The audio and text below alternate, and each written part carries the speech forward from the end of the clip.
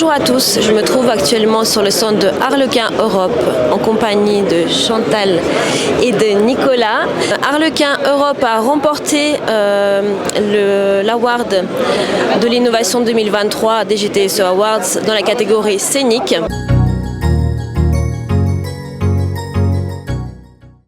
Alors Harlequin est l'inventeur du tapis de danse. Ça va bientôt faire 50 ans, donc en 2027 on va fêter nos 50 ans et notre fondateur Bob Dagger a lancé le premier tapis de danse. À l'époque, les danseurs évoluaient sur des planchers en bois et se blessaient avec les échardes, les sols en bois trop secs, les irrégularités sur les scènes, dans les studios de répétition. Ils recherchaient quelque chose pour se protéger contre justement ces échardes et ces irrégularités de sol. Donc voilà comment le premier tapis de danse est né il y a bientôt 50 ans. Et puis par la suite, on est devenus vraiment les partenaires des grands danseurs du monde entier, que ce soit les danseurs du Ballet de l'Opéra de Paris, du Bolchoï, d'Oslo, de Madrid, en Asie aussi, en Australie, dans le monde entier. On livre maintenant nos sols dans le monde entier. Et on a développé toute une gamme de tapis de danse et de planchers, ainsi que des concepts scéniques un peu particuliers pour la danse, toujours vraiment pour la danse et en coopération avec les danseurs.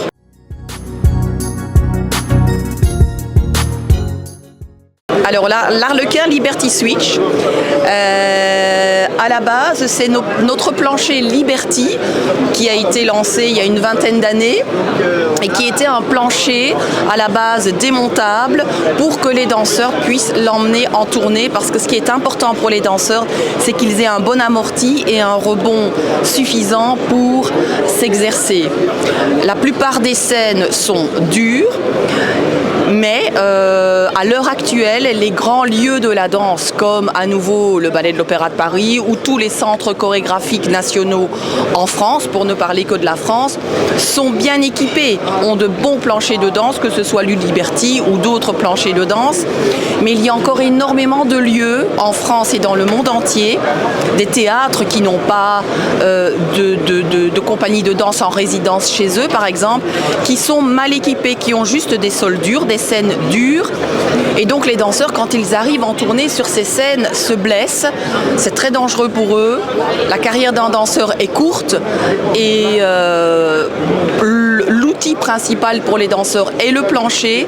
Donc on a vraiment voulu développer à nouveau pour les danseurs, puisqu'on est régulièrement en contact avec eux et on analyse les besoins. Donc on a développé ce système qui permet d'avoir un plancher multi-usage sur une scène.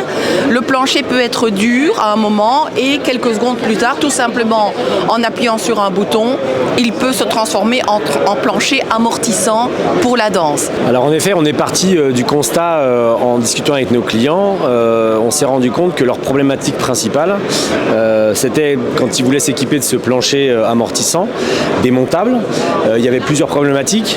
La première, c'est une question de temps pour monter et démonter les planchers, de personnel, avec tout ce que ça comporte en termes de santé, de sécurité pour les personnes qui manipulent, et de stockage des planchers une fois qu'ils sont démontés, qui sont plus sur scène. Donc pour résoudre tous ces problèmes, la solution était de pouvoir laisser de façon permanente le plancher de danse, et qu'effectivement, comme l'a dit Chantal Lagneau, qu'il puisse être parfois amortissant quand on recevait des spectacles de danse, mais aussi rigide quand on avait une activité scénique avec des charges lourdes, des gradins, des choses comme ça. Donc le concept du plancher, c'est de pouvoir, par une simple pression d'un bouton, puisque tout est piloté par un petit clavier et aussi par ordinateur, de pouvoir rendre souple ou rigide le plancher par un système de coulisses qui se trouve sous le plancher amortissant, avec des cales qui viennent se placer l'une sous l'autre. Ça permet de créer des zones aussi, c'est-à-dire qu'on peut avoir, imaginons une salle où on va avoir un gradin rétractable. On peut, sur la partie du gradin, dire cette zone-là, je veux maintenant qu'elle soit rigide pour pouvoir déployer mon gradin. Et bien sûr, garder toute la partie scène, espace de danse amortissant. Ça, c'est possible. On peut aussi insérer des trappes d'accès, des tables tournantes. Tout ça en pilotant uniquement assis devant son clavier, en disant voilà, je veux sectionner telle zone que je vais rendre amortissante, cette zone-là, je vais voilà. Donc c'est, j'allais dire, assez simple. La conception, il y a eu beaucoup de temps de réflexion, il y a eu beaucoup d'essais. Voilà. Et maintenant, on est arrivé à nos fins. On a des brevets qui ont été déposés, bien sûr, sur ces produits aux États-Unis, sur le marché britannique et pour le marché européen. Et c'est vraiment effectivement ce produit innovant qui va répondre à beaucoup d'attentes de directeurs de théâtre, d'opéra, de lieux, effectivement, centres culturels qui vont avoir besoin d'une activité comme ça.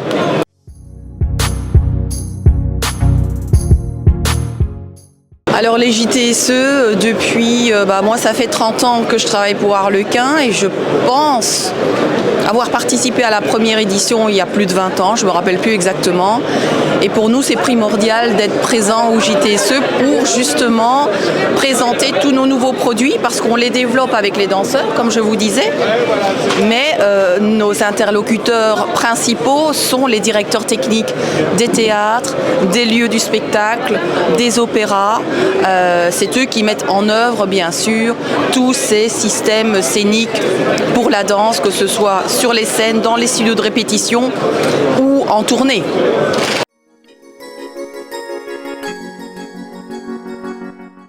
Alors oui, je suis optimiste. Oui, on a eu peur avec le Covid, mais bon, après le Covid, il y a eu une effervescence tellement importante dans le domaine du spectacle. On était littéralement débordés. Maintenant, les JO, on a la chance aussi que le hip-hop, donc ils appellent ça le breaking, entre comme discipline dans les JO. Donc oui, de nombreux lieux vont être équipés pour cette discipline. Nous avons des demandes de toutes parts pour que ce soit la danse, l'événementiel, les rénovations de lieux du spectacle. Nous venons de refaire par exemple toutes les salles de Bastille, les salles de danse à l'Opéra Bastille qui devaient être rénovées. Donc je suis optimiste et on est bien occupé et c'est un domaine fabuleux, très diversifié et voilà, je pense qu'en effet ça va continuer.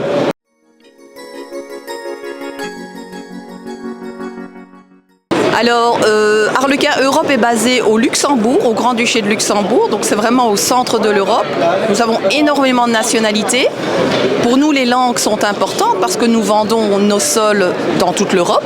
On a aussi des bureaux aux États-Unis, en Australie, en Asie, mais bon, ces bureaux sont gérés par d'autres personnes. Moi, je m'occupe vraiment du continent européen, à l'exclusion de la Grande-Bretagne parce que c'est là que les produits sont développés. La société Arlequin est anglaise à la base.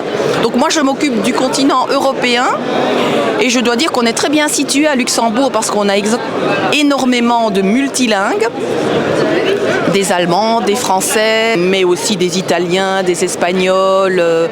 Et nous voyageons énormément en Europe pour vendre nos produits et être en contact avec les danseurs ou les directeurs techniques.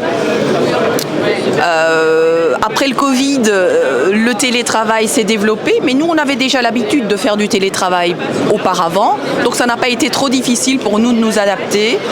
Donc nous sommes une entreprise flexible qui encourage les gens à faire du télétravail et nous n'avons pas de difficultés majeures pour le recrutement, ça se passe assez bien.